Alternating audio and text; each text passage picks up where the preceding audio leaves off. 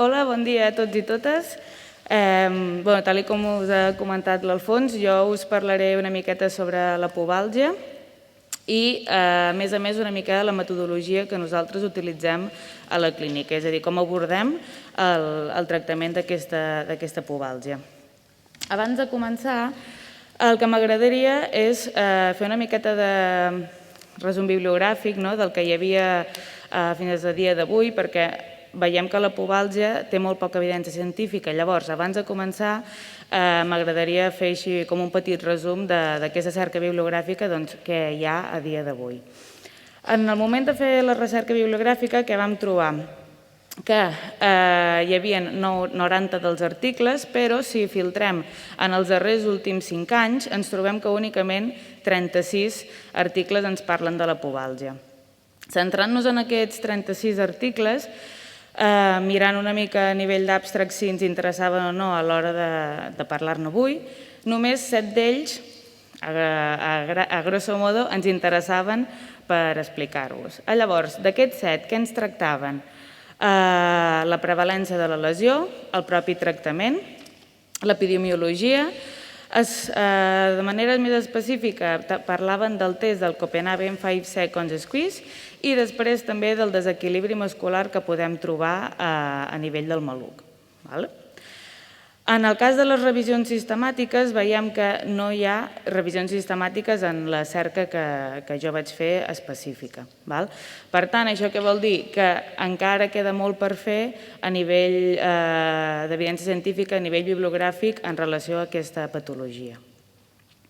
I ara, després de ja fer aquesta introducció bibliogràfica, m'agradaria parlar en si ja de la pubàlgia. Va ser descrita per primera vegada el 1924 per Baer i el definia com una osteitis de pubis, que després, l'any 32, per Spinelli, ja va ser descrita com un síndrome dels adductors i de la musculatura abdominal. Per tant, ja començaven a descriure de forma més específica aquesta pubàlgia.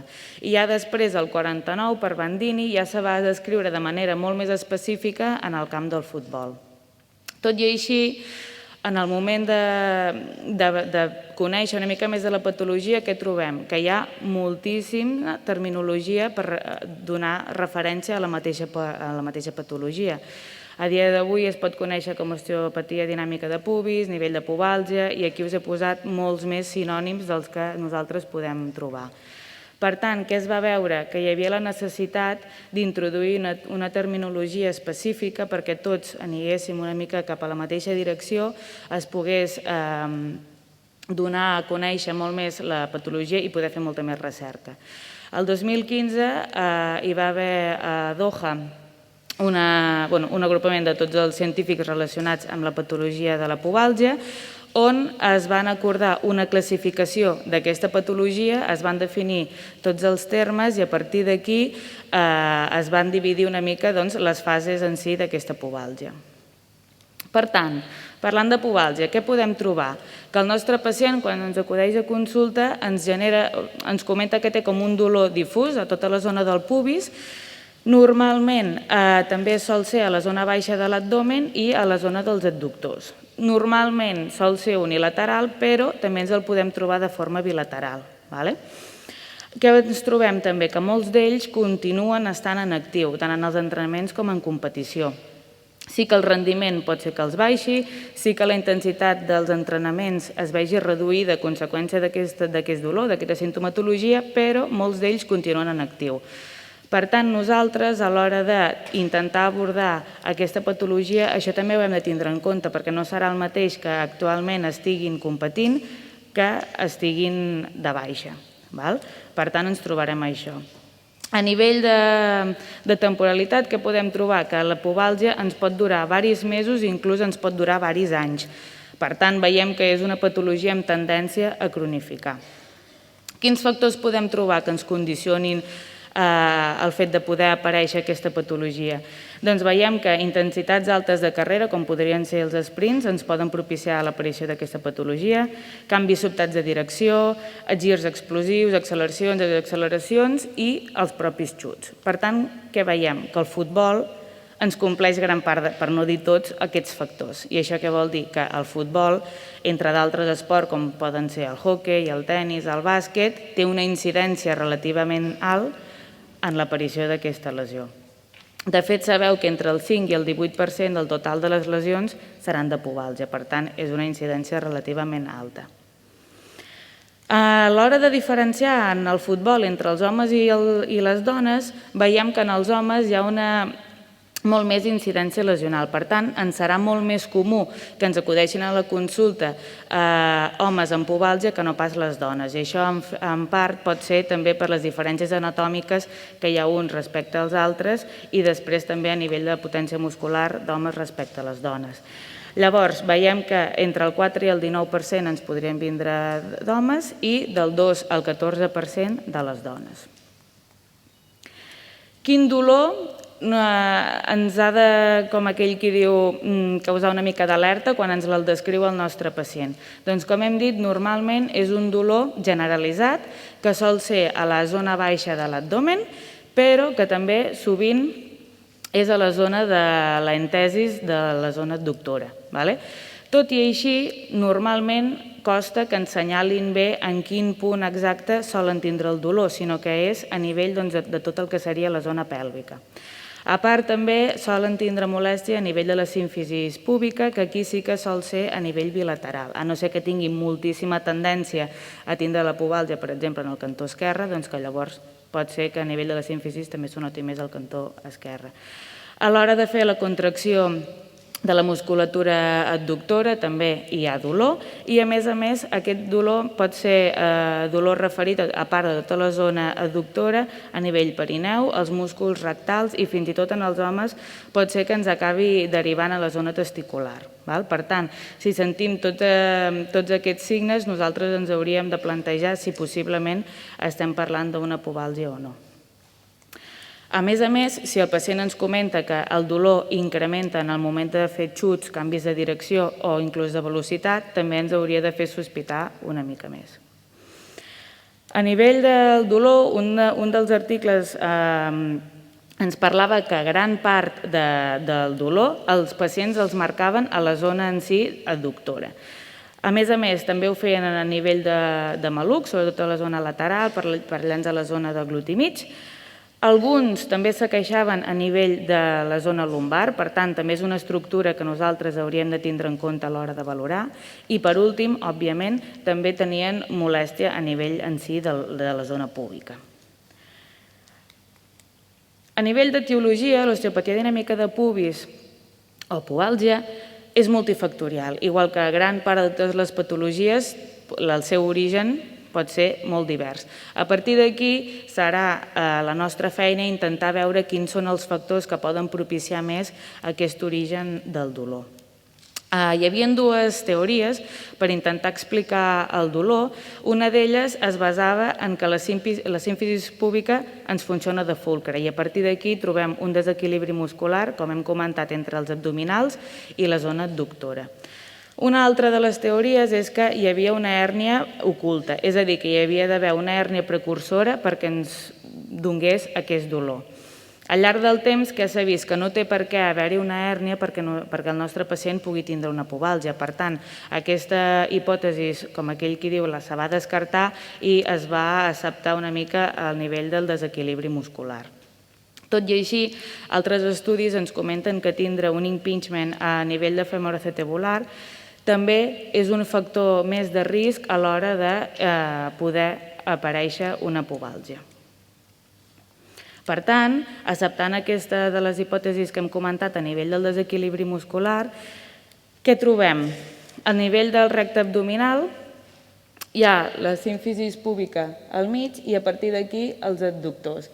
Què passa? L'acció antagonista que tenen uns respecte als altres el que fa és que la zona de la símfisi púbica, que seria la que està al mig, es veu irritada. Això què vol dir? Que els abdominals normalment són de predominància de les fibres més fàsiques i estan més debles, comparat amb els abdominals que són de fibres més tòniques i normalment sempre estan més forts, hi hagi aquest desequilibri entre les forces, fent una mica de força de cisalla. Per tant, Qui finalment acaba patint és la zona en si de la símfisi púbica. Per tant, és lògic que en el moment de palpar, de valorar aquestes símfisis púbiques i aquesta musculatura hi hagi dolor. Què passa? Aquesta lesió en principi apareix per moviments repetitius, és a dir, normalment són de menys intensitat, però si se va perioditzant en el temps, repetint, finalment acaba apareixent la molèstia.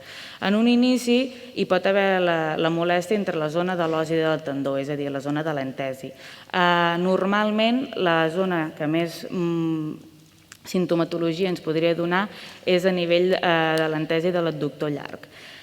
Això, si se va agravant una mica en el temps, que podem tindre una periostitis subaguda a nivell de la símfisis, però si a més es va degradant en el temps, finalment podem trobar edemes òsseos a la rama púbica.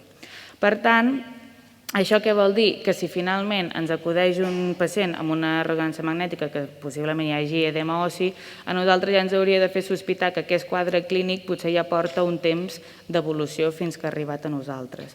En el cas que continuï evolucionant, que podem veure que les articulacions que estan adjacents, com podria ser la sacroilíaca, lumbosacres, coxofemorals, també pot ser que se vegin una mica implicades en aquest desequilibri muscular i que, per tant, a nivell biomecànic no acabin de treballar prou bé.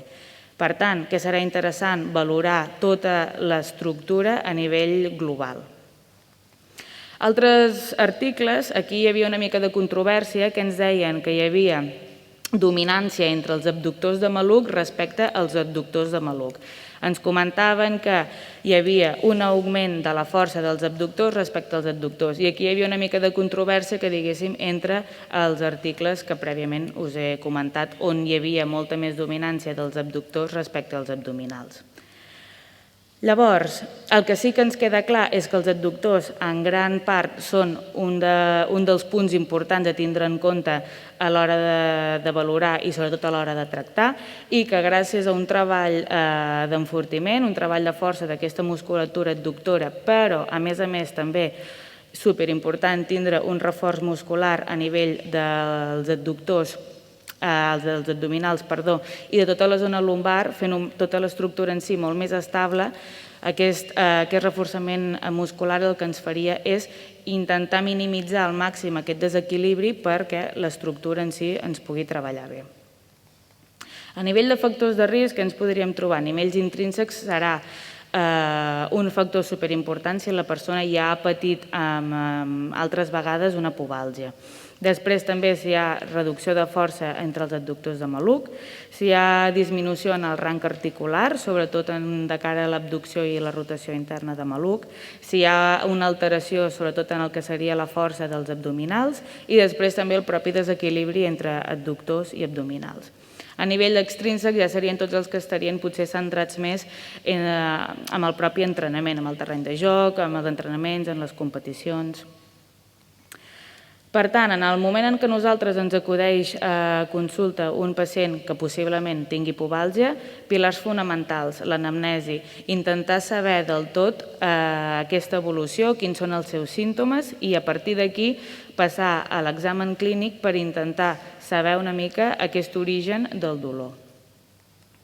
A nivell d'anamnesi, bàsicament amb el que ens hem de quedar és amb aquesta evolució que hem comentat, intentar detectar si hi ha factors de risc o no en el nostre pacient. En el cas que hi hagin proves complementàries o hi hagin hagut altres tractaments, ja siguin a nivell de fisioteràpia o a nivell mèdic, també ens serviran una mica de pista per veure si s'ha tractat, si no s'ha tractat, en el cas que hagi tractat si li ha funcionat o no els tractaments previs. Però, sobretot, el que ens ha d'interessar és la sintomatologia que ens defineix el pacient.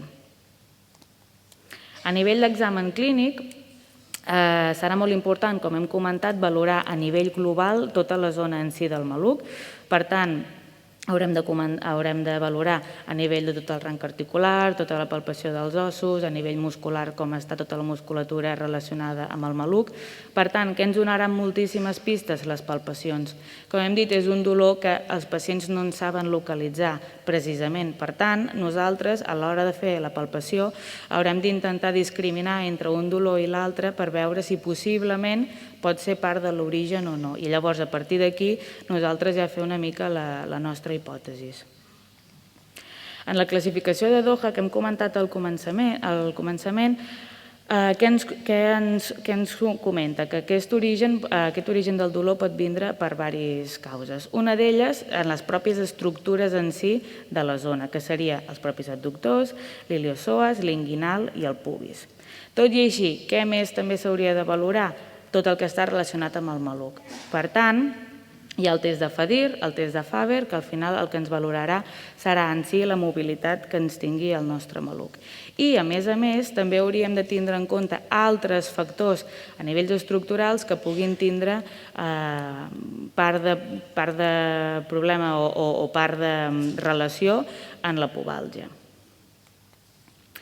Un dels últims articles, que és del 2021, continua donant èmfasis al que acabem de comentar de la classificació de Doha. Per tant, del que es va fer el 2015 en el que portem a dia d'avui, l'any 2021, continuen tenint la mateixa pauta de treball, és a dir, se continua veient relació directa entre l'adductor, entre la zona inguinal, entre la zona del maluc, entre la zona del recte de l'abdomen, tot el que seria a nivell articular, a més també propi de l'esquena, però sense deixar de banda tot el que seria zona de red flags que també s'hauria de contemplar a l'hora de fer la valoració. A partir d'aquí, testos de valoració, què podem fer nosaltres per intentar saber si estem parlant de pubàlgia o no? El primer de tots és el test de Gap o l'squeeze test, que és una mica el test per excel·lència en la pubàlgia, que es tracta de fer un isomètric en flexió de maluc i de genolls. En el moment de fer l'isomètric contrarresistit, què li dona al pacient? Sintomatologia allà on en principi ell ja tenia dolor. Per tant, ens reprodueix bastant bé els símptomes que prèviament tenia. A partir d'aquí també s'hauria de fer la prova de la flexió de maluc. Ranc articular, també molt important treballar-lo i valorar-lo tant a nivell actiu com passiu com contrarresistit. Veure una miqueta com està aquesta articulació respecte a l'altra. A nivell excèntrics d'adductors també serà molt important valorar-los. Normalment també hi ha sintomatologia en la realització de l'excèntric, que depenent del grau de rigidesa que hi hagi, tindrem en rangs més inferiors o més amplis. I després també tenim el test específic del Copenhagen 5 Seconds Squeeze, que és aquest d'aquí dalt, que es tracta de fer un isomètric dels adductors amb braç de palanca més gran, és a dir, nosaltres posarem la resistència a nivell distal i demanarem que durant 5 segons realitzi un isomètric. En el cas que també trobi dolor, serà que ens refereix a molèstia i, per tant, és positiu. Un dels estudis ens marca que aquest test també ens pot servir de control per veure si el pacient ens pot entrenar o no. Per tant, referint-nos al dolor, en el cas de tindre de 0 a 2 en l'escala EVA, serà que pot entrenar. Si està entre un 3 i un 5, nosaltres ho hauríem de contemplar com un estat d'alerta. És a dir, podem provar a veure com va desencadenant-se, però sempre tenint en compte que hi ha dolor. I de 6 a 10 és un no rotund, és a dir, aquesta persona no pot entrenar. A part d'aquí, de tots els testos que ens comenten a nivell bibliogràfic de les revisions, a mi el que m'agradaria valorar també és la resta de musculatura que està relacionada. Per tant, en clínica normalment també utilitzo l'estirament comú dels adductors, veure una miqueta a nivell d'aquesta rigidesa, a nivell d'aquesta extensibilitat dels adductors, veure una miqueta fins on arriba. La flexió de tronc també serà fonamental veure si realment hi ha una bona activació de la musculatura abdominal, d'aquest recte de l'abdomen. A partir d'aquí també la força del psoas, perquè també ens pot condicionar una mica a nivell del maluc, i també la força pròpiament dels isquiotibials i del gluti, perquè al final també ens poden condicionar a l'hora de tindre una mica de desviació a nivell del maluc. El 2011 també van elaborar un test, que és a Lagos, on es valorava una mica a nivell global la sintomatologia del pacient respecte a la funció en si de les estructures en relació a la qualitat de vida, a les activitats bàsiques de la vida diària, però a més també centrat en el futbol. Per tant, és un dels qüestionaris més que en el cas d'estar en un jugador de futbol a clínica li podem passar per veure una mica com està. Per tant, què tenim? Una anamnesis feta, un examen clínic que ens han donat certs resultats tots aquests testos. Per tant, a partir d'aquí, què ens plantegem? Uns objectius de treball. Aquests objectius de treball estaran centralitzats amb totes aquestes necessitats que té el nostre subjecte. Per tant, tenint aquests objectius ben establerts, ens plantejarem el nostre pla de fisioteràpia. A partir d'aquí, el tractament de fisio, què s'ha vist fins a dia d'avui? Que gran part de totes les tècniques específiques de fisioteràpia on van encaminades a la reducció de la sintomatologia, és a dir, a la reducció específicament del dolor. Normalment, on van més enfocades a treball de la zona dels adductors, com pròpiament, i també a nivell musculotendinós. Això s'ha vist que també es pot extrapolar a tota la resta d'estructures musculotendinoses que poden estar involucrades i que, per tant, se pot utilitzar la mateixa tècnica. La rehabilitació s'hauria de fer amb un programa multifuncional i a poder ser també multidisciplinar, on es treballi tot aquest desequilibri muscular. I s'ha vist que les zones de xoc també poden ser positives a l'hora de fer la disminució del dolor i de la inflamació de la pròpia símfisis. Un altre article el que ens comenta és que ens podem fer diferents blocs de treball, normalment en 3 fases, i en ella es complementarà el treball passiu de fisioteràpia més el treball actiu. Per tant, el treball actiu tindrà un paper molt important en el tractament en si i sobretot en la bona evolució d'aquesta patologia. A nivell de programa d'exercici, com hem comentat, gran part de les molèsties ens surt a la zona de l'entesis. Per tant, això que haurem de treballar, igual que treballaríem qualsevol tendinopatia. Els articles que ens comenten que a nivell dels isomètrics són molt positius de cara a la disminució del dolor, per tant, hauríem de començar amb isomètrics, a partir d'aquí passar als isotònics lents, ja incrementaríem velocitat i ja incrementaríem en exercicis molt més dinàmics i més ràpids. Amb tot això, què hem de tindre en compte? El dolor. Per tant, haurem d'educar bé el nostre pacient per, al llarg de tot aquest procés, al llarg de tots aquests exercicis, sigui bé o asimptomàtic o, en el cas de tindre molèstia, que sempre estigui entre un 3, màxim un 4 de l'escala visual analògica. Per tant, això que ens porta, sobretot en tendinopaties, que la càrrega de treball, és a dir, aquesta bona gestió de la càrrega, serà la base perquè el tractament en sigui favorable. En base a tot el que hem comentat i veure tot el que hi ha a nivell d'evidència científica, a mi el que m'agradaria explicar-vos és una mica la metodologia de treball que seguim a la clínica. No m'agrada parlar de protocol, sinó que m'agrada més el terme de metodologia perquè els protocols al final són tancats, són hermètics. Totes les patologies són multifactorials, però com hem vist la pubalgia encara ho és més, encara hem de tindre molt més aquest raonament clínic. Per tant, si estem parlant a nivell de protocols, és tot molt estandarditzat i nosaltres el que realment necessita el nostre pacient és que precisament individualitzem al màxim el nostre tractament. Potser amb un començarem amb una sèrie d'exercicis i amb un altre pacient que també es ve per la mateixa pubalgia ho farem completament diferent. Per tant, la gràcia és aquesta, saber-nos adaptar a nosaltres, saber ser flexibles i intentar veure una mica quin és aquest punt de partida per a partir d'aquí anar evolucionant. Per tant, com treballem en el moment en què ens arriben? Després de fer aquesta anamnesi i de fer l'examen clínic, en la fase aguda, bàsicament totes les tècniques de fisioteràpia van una mica centrades en disminuir el dolor. Com hem vist en les revisions, bàsicament era disminuir el dolor. Què podem utilitzar a nivell de teràpia manual per bàsicament disminuir la tensió del ventre muscular, la tensió de la zona de l'entesis, tot el que seria a nivell de massatges. Després, amb punció seca i amb ganxos, també seran de gran ajuda precisament també per disminuir el dolor i la rigidesa muscular. Amb els ganxos també per intentar eliminar al màxim aquestes adherències, treballar una miqueta la zona tendinosa. Amb diatèrmia solem treballar moltíssim, tant de forma més passiva, és a dir, més en camilla, com de forma activa, perquè també podem treballar amb la diatèrmia mentre estem realitzant els exercicis. Per tant, estem unificant dos dels tractaments per excel·lència, que diguéssim, sobretot centrant-nos en l'exercici actiu. A partir d'aquí, el rang articular també serà molt important treballar-lo, tant de manera passiva, com hem dit, de manera activa, com a nivell de contrarresistència.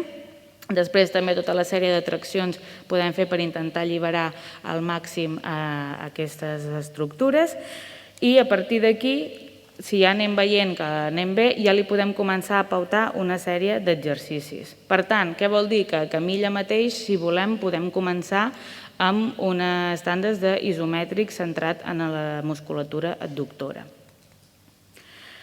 A partir d'aquí, de forma més activa, com ho podem treballar? El rang articular de manera activa, per exemple, com podem veure en aquest vídeo, seria en tot moment un rang articulat relativament controlat, és a dir, en cap moment ha de tindre dolor, i amb uns rangs articulars que la persona controli. A partir d'aquí, com hem comentat, isomètrics adductors controlant en tot moment el dolor. Podem fer isomètrics manuals. Aquí d'exercicis en podeu trobar moltíssims. Jo només us he volgut posar alguns exemples perquè sapigueu una mica com nosaltres ho abordem, però d'aquí exercicis n'hi poden haver moltíssims i la combinació d'ells també. Què podem jugar? Amb les intensitats, amb la resistència que nosaltres exercim i també amb el braç de palanca. Per tant, en fases més agudes que hi ha més dolor podem fer amb un braç de palanca més petit i a partir d'aquí anar augmentant-lo o posant més o menys resistència. Després, en què jugarem? També amb isomètrics, però ja en concèntrics de tot el que seria la musculatura abductora de maluc, amb els quàdriceps i amb els isquios. A partir d'aquí, com hem posat d'exemple, amb una goma, intentar fer aquesta flexió de genoll amb més, menys resistència. A partir d'aquí també, depenent del grau de condició física que tingui el nostre subjecte. No és el mateix amb una persona que ja està treballada, per així dir-ho, com una persona que és mitjanament sedentària. La seva estructura, el seu condicionament físic serà molt diferent. Per tant, nosaltres amb això també ens haurem d'anar adaptant segons com va evolucionant. A partir d'aquí, estabilitat lumbopèlvica i tot el que seria treball de la musculatura del core serà fonamental perquè hem dit que és una part dels possibles orígens del dolor, per tant, una part d'aquest desequilibri. Per tant, tot el que seria el core l'haurem de treballar. Com? Podem fer-ho amb planxes, de manera molt més estàtica, nosaltres controlant. A partir d'aquí, propostes les que vulgueu. El més important de tot, que és l'educació del pacient. Ell ha de ser conscient que no pel simple fet de vindre i treballar, m'ho invento, una hora amb nosaltres, això ja ho tindrem solucionat, sinó que ha de ser molt constant. Per tant, això què vol dir? Un treball relativament, si no és diari, quasi, que sigui ell a casa actiu. Si ell no és actiu, si aquesta persona no fa els exercicis a casa, tornarà a tindre pubalgia. Podem anar en pic, ara estic millor, ara estic pitjor, però no acabarem de fer net. Per tant, és molt important conscienciar que serà un procés una miqueta més lent, però que l'important és la constància i que ell hi hagi aquest treball a casa, a part del que nosaltres al final només li podem donar eines i donar una progressió, però qui ha de fer la feina és ell. A partir d'aquí, quan aquesta fase avançada ja la tenim mitjanament encaixada, ens n'anem ja cap a aquell que diu a la fase més avançada. A la fase més avançada, què veiem? Que com que el dolor ha anat disminuint, gran part de les nostres tècniques de fisioteràpia potser ens estan passant més a segon terme i potser només les necessitarem de maneres més puntuals. A partir d'aquí, en què ens centrarem? En sobretot un treball actiu. Per tant, com aquell qui diu que deixarem més davant de la camilla i ens n'anirem molt més al gimnàs. Tot molt més encarat a l'activitat. A partir d'aquí, el rang articular el continuarem treballant de forma activa, però segurament podrem abarcar molt més rang articular de treball. Com veiem en el vídeo. Què continuarem treballant? Els isomètrics abductors. Que nosaltres anem avançant en el tractament no vol dir que deixem de banda els isomètrics. Per tant, ens seran uns aliats per si un dia treballem amb molt més càrrega, amb molt més volum, l'endemà, que segurament la persona estarà més ressentida i l'estructura una miqueta també amb més sintomatologia, passem als adductors. Per tant, la gràcia és això, intentar perioditzar totes les càrregues de treball perquè en cap moment augmenti la sintomatologia i tingui tot un ordre i una coherència.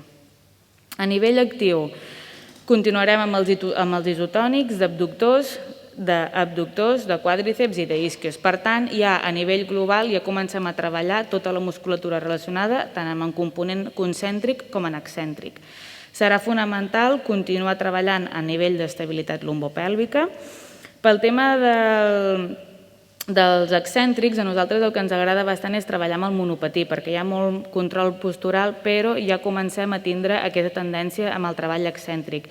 La persona té molt de control per saber més o menys el grau de rang que vol treballar i a partir d'aquí ho podem anar dificultant una miqueta més. El primer vídeo, com podem veure, és d'abductors, l'altre de psoas i l'altre més de musculatura isquiotibial. Estabilitat lumbopèlvica, també el que nosaltres vulguem complicar, i a nivell de core també podem començar a treballar a nivell concèntric i a nivell excèntric, perquè finalment aquesta musculatura estigui el més adaptada possible per finalment tindre aquest return to play. A partir d'aquí, què podem jugar també amb sobrecàrrega excèntrica? Per exemple, amb el tema de les politges còniques, podem respectar més el temps de treball, és a dir, feu més encarat a lent per tindre aquest treball tendinós i a mesura que ja van responent molt millor tot el teixit, que li podem donar molta més velocitat. Per tant, veure si va tenint aquesta tolerància a l'exercici i això ja ens donarà de pista per si ja ens pot passar amb el readaptador. Nosaltres perquè amb el centre treballem més enfocat amb el perfil del readaptador, però si finalment està en un equip doncs ja més amb el preparador físic, per tant ja passar més en aquestes fases avançades de readaptació i inclús de reentrenament. Aquí, per exemple, per treball dels rotadors, pel treball dels abdominals, treball d'isquio i treball dels adductors. Com podeu veure, gran part d'aquests exercicis són molt més estructurals. Per tant, això què vol dir? Que a partir d'aquí li hem de donar un gir perquè passin a ser molt més funcionals, augmentar molt més la velocitat, augmentar molt més la resistència, perquè a poc anem condicionant aquestes estructures a poder resistir el que serien els entrenaments i posteriorment la competició. Important, no oblidar la prevenció, és a dir, en el moment en què la persona ja ha tornat altre cop al terreny de joc, que no s'oblidi del treball actiu. Normalment, una persona que ja ha patit pubalgia, en algun moment haurà d'anar repetint el programa de prevenció de pubalgia, perquè si no, a la mínima, què ens en tornem a anar? En aquest desequilibri muscular. Per tant, tornem amb el mateix, en l'educació del pacient, explicar-li molt bé com treballa aquesta patologia, quines són les seves característiques i quines eines té ell per, en el moment que s'anota alguna mica de sintomatologia, poder passar a treballar-ho i intentar minimitzar aquests símptomes. I res, això és tot. Gràcies per la vostra atenció i moltes gràcies al Col·legi de Fisioterapeutes per poder tornar a fer una jornada presencial, que crec que ja en teníem tots moltes ganes, i no res, qualsevol dubte, després ens veiem. Gràcies. Moltes gràcies, Anna. Tindrem l'ocasió de poder fer preguntes, al final farem una taula rodona.